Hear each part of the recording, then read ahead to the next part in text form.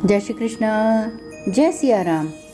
कली हनुमानी, हनुमान जी की आध्यात्मिक शिक्षाएं, अध्याय 7, सहस्त्र जीवन, भाग 3।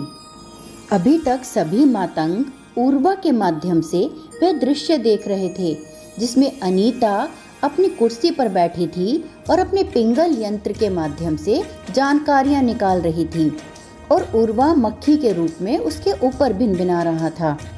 परंतु उस पिंगल यंत्र को देखकर उर्वा भय से भर उठा और वो दृश्य अधूरा ही रह गया।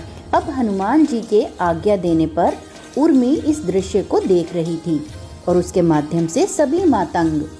इस बार उन्होंने वह दृश्य संपूर्ण रूप से देखा। अनीता जो शुरू में अपने पिंगल यंत्र से यह जानकारी ले रही थी कि पुराने कपड़ों को काटकर शिशुओं के लिए वस्त्र कैसे बनाते हैं, अब पुराने कपड़ों का उपयोग करके चटाई बनाने के बारे में चलचित्र सामग्री देख रही थी। उसके मन में सपनों के पकवान पक रहे थे। वह कल्पना कर रही थी कि कैसे वह एक बड़ी चटाई सिलने वाली थी, कैसे अपने पूरे बैठक कक्ष को कक्षा में बदलकर बच्चों व बड़ों को विभिन्न विषय पढ़ाने वाली थी, कैसे वह अपनी शिक्षण सेवाओं का बड़े पैमाने पर विज्ञापन करने वाली थी, आदि आदि। यह सपनों का पकवान उसे बहुत स्वादिष्ट लगा। दिन में सपना देखने और काल्पनिक स्थितियों का सृजन ही अब उसके सुख का एकमात्र स्रोत रह गया था। स्वयं को यह विश्वास दिलाने के लिए कि यह मात्र एक सपना नहीं था, इसमें उसने वास्तविकता का छौंका लगाया। वह अपनी कुर्सी से उठकर अपने घर के भंडार कक्ष में गई और उसका द्वार खोला। द्वार खोलते ही उसे भीतर एक विचित्र गति अनुभव हुई। उसे ऐसे लगा जैसे कोई भूत आदि प्राणी द्वार खोलने की ध्वनि सुनकर अपने किसी बिल में छिपने के लिए दौड़ा हो, या कदाचित वह द्वार की गति से पिटी हवा की ध्वनि थी। जो कुछ भी था, उसकी गति के कारण एक पुराना कुत्ते का बिस्तर अटारी से भूमि पर आ गिरा था। अनीता जो भंडार कक्ष में पड़े पुराने कपड़ों की संख्या का आकलन करने आई थी, अपने कुत्ते स्नूपी की विदाई की पीड़ाजनक स्मृतियों में खो गई। वह समय था जब उसका परिवार घर में कम और चिकित्सालयों में अधिक रहता था। स्नूपी की देखभाल करना असंभव हो रहा था। वे अनिच्छा से स्नूपी को एक रिश्तेदार के मित्र के यहाँ छोड़ने के लिए सहमत हुए। स्नूपी जब चला गया तो केवल उसकी स्मृतियां और कुछ सामान ही शेष रह गया था। सामान को एकत्र करके उसने कष्टपूर्वक भंडार कक्ष की अटारी में फेंक दिया था। उसने आशा की थी कि अच्छा समय लौट आने के पश्चात वह स्नूपी को पुनः ले आएगी, किंतु अच्छा समय ऐसा गया कि वापस ही नहीं आया। इतने वर्षों में उसके कुत्ते स्नूपी का निर्जीव बिस्तर भी अटारी की गहराइयों से निकलकर भूमि तक उड़ान भरने में सफल हो गया था, जबकि उसका जीवन अभी भी अंधकारमय था। पुराने कपड़ों का प्रयोग करके चटाई बनाने के विचार उसके मस्तिष्क से अब लुप्त हो गए थे। उसने भूमि से स्नूपी का बिस्तर उठाया और कबाड़ के ढेर व बोरियों पर पैर रखते हुए अटारी पर चढ़ गई। अटारी का द्वार छिद्रनुमा था, किंतु भीतर इतनी जगह तो थी कि 3 व्यक्ति विश्राम कर सके। अटारी का तल धूल से ढका हुआ था। उस छोर वाली दीवार में एक छोटी सी खिड़की थी, जिसके पार्श्व में एक लकड़ी का काला संदूक रखा था।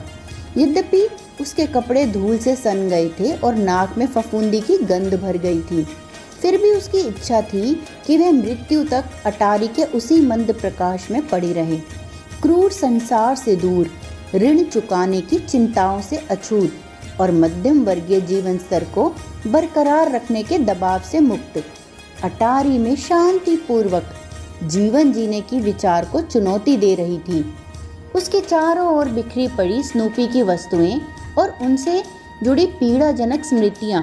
जिस तेजी से उसने अटारी पर चढ़कर स्नूपी से जुड़ी स्मृतियां नूतन करने का निर्णय लिया था, उसी तेजी से उसने स्नूपी की चीजों को घर के बाहर कचरे में फेंकने का निर्णय ले लिया। वस्तुएं अटारी से एक एक करके नीचे गिरने लगी, जैसे कोई बिल्ली उन्हें किनारे से नीचे धकेल रही हो। कुछ क्षण में अनीता ने लकड़ी के एक काले संदूक को छोड़कर सभी वस्तुएं अटारी से नीचे गिरा दी। इस संदूक से उसकी कई मीठी स्मृतियां जुड़ी हुई थी। इसे विवाह के कुछ दिन पश्चात ही घर लाया गया था।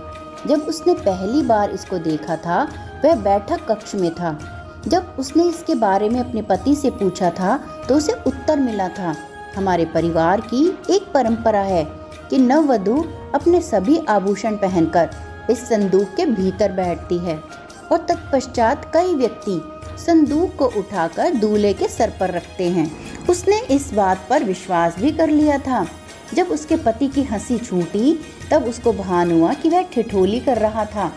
तत्पश्चात उसे बताया गया कि संदूक में कई कांसे के बर्तन, कुछ पुराने वस्त्र और कुछ अन्य तुच्छ वस्तुएं थीं। कभी उसके पति की परदादी की संपत्ति रहा ये संदूक उसके पति के चाचा के घर में पड़ा धूल जमा रहा था। यह उसके घर में तब स्थानांतरित किया गया जब उसके पति के चाचा अपने परिवार के साथ विदेश में बसने की प्रक्रिया में अपना मकान बेच रहे थे।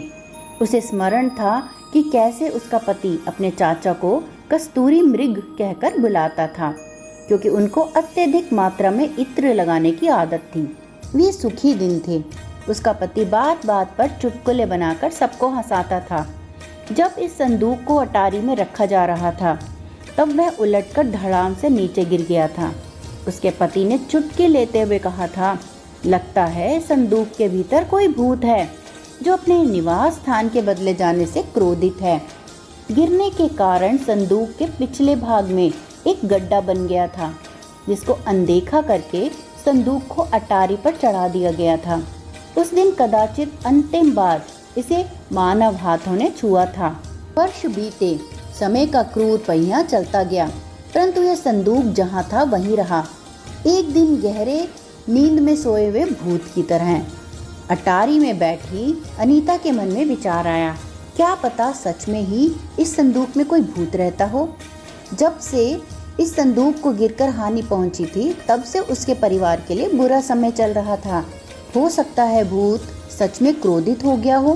क्या पता वह भूत एक भली आत्मा हो जिसे शांत किया जाना आवश्यक था, या कोई बुरी आत्मा जिसे बाहर खदेड़ने से उसके परिवार में सुख और समृद्धि लौट सकती थी। अटारी के मंद प्रकाश में बैठे बैठे अनीता कुछ क्षण तक संदूक को एकटक देखती रही। न जाने उसके मन में कहां से विचार आया कि संदूक को घर से बाहर फेंक देना चाहिए।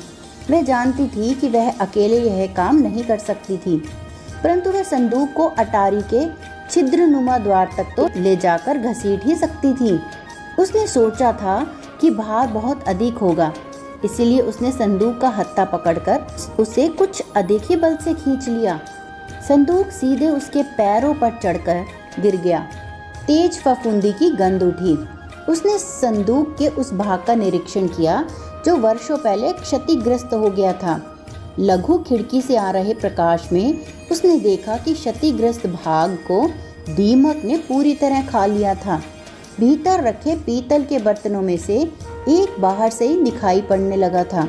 उसने भीतरी चीजों को पहुंची हानि का आकलन करने के लिए संदूक को खोला। आश्चर्य की बात थी कि दीमक ने लकड़ी की दीवार के आर पार छेद नहीं किया था, तो फिर बाहर के क्षतिग्रस्त भाग से दिखाई दे रही पीतल की चीज क्या थी? सोना। हनुमान जी बोले। दृश्य समाप्त हो गया था और सभी मातंगों ने अपनी आंखें खोल ली थी। हनुमान जी बोले, कुछ ही घंटों में उसे और उसके पति को पता चलेगा कि उन मोटी लकड़ी की दीवारों में गुहाएं हैं जिनमें सोने की चादरें छिपाई गई हैं। वे इस खजाने के लिए अपने पूर्वजों को धन्यवाद देंगे। दरिद्रता की राक्षसी अपना बोरिया बिस्तर समेटकर उनके घर से 9-2-11 हो जाएगी।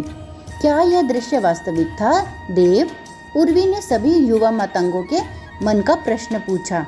क्या अनीता की आत्मा को दुख भरे दृश्य से सुख भरे दृश्य में सफलतापूर्वक स्थानांतरित कर दिया गया है?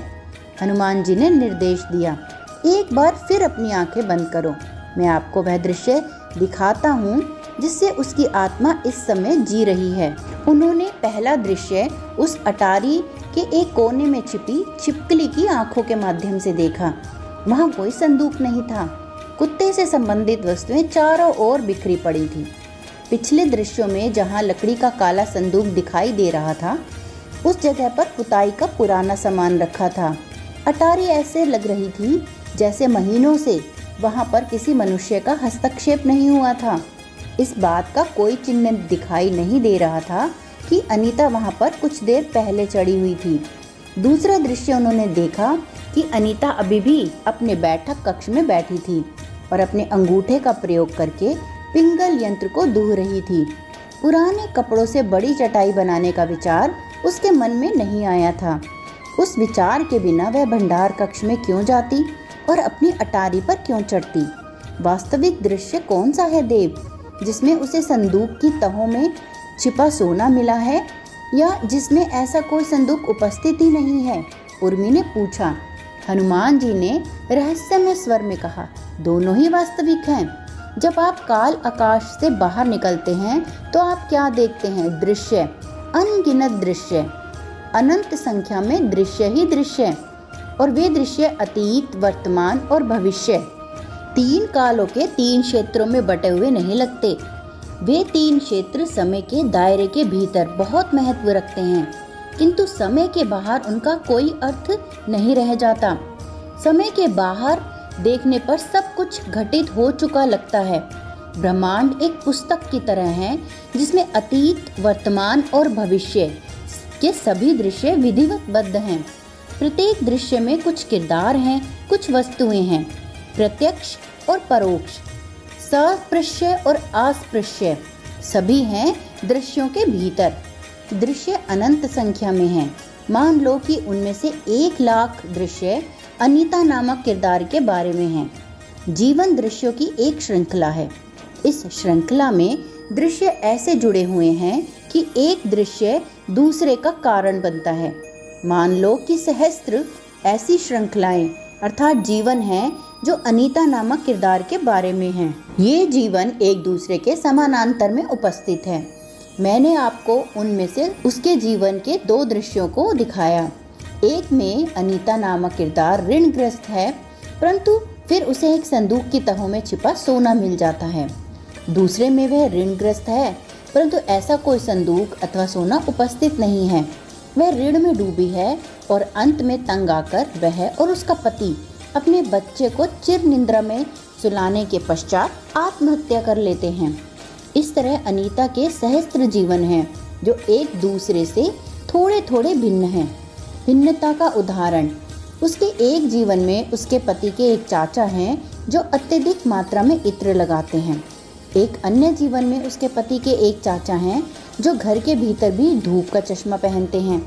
अनीता की आत्मा के पास विकल्प है कि वह इन सहस्त्र जीवनों के बीच भ्रमण कर सकती है। समस्या यह है कि उसकी आत्मा उस जीवन में फंसी हुई है जिसमें उसका किरदार गहरे वित्तीय संकट के पश्चात आत्महत्या करने वाला है। मैं चाहता हूँ आप इस समस्या पर विचार विमर्श करें।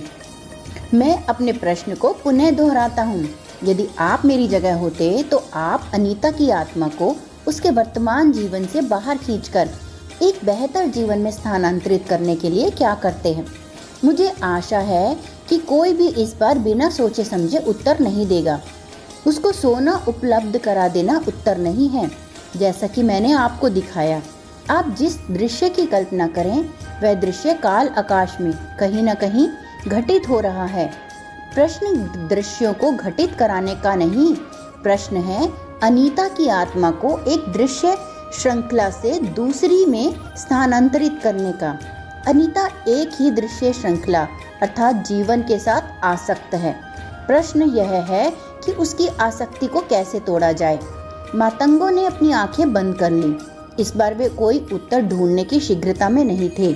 हनुमान जी का प्रश्न तो एक दीपक मात्र था जिसका उपयोग करके वे मस्तिष्क की अंधेरी गलियों में टहलने वाले थे और संभव हो सके तो वे मस्तिष्क की सीमाओं को पार करने वाले थे। चिरंजीवी गुरु ने भी अपनी आंखें बंद कर ली और श्वास चक्र में प्रवेश कर गए। अगले अध्याय में हम जानेंगे कि सभी मातंगों ने अनीता को एक बेहतर जीवन में स्थानांतरित करने के लिए अपनी क्या राय रखी।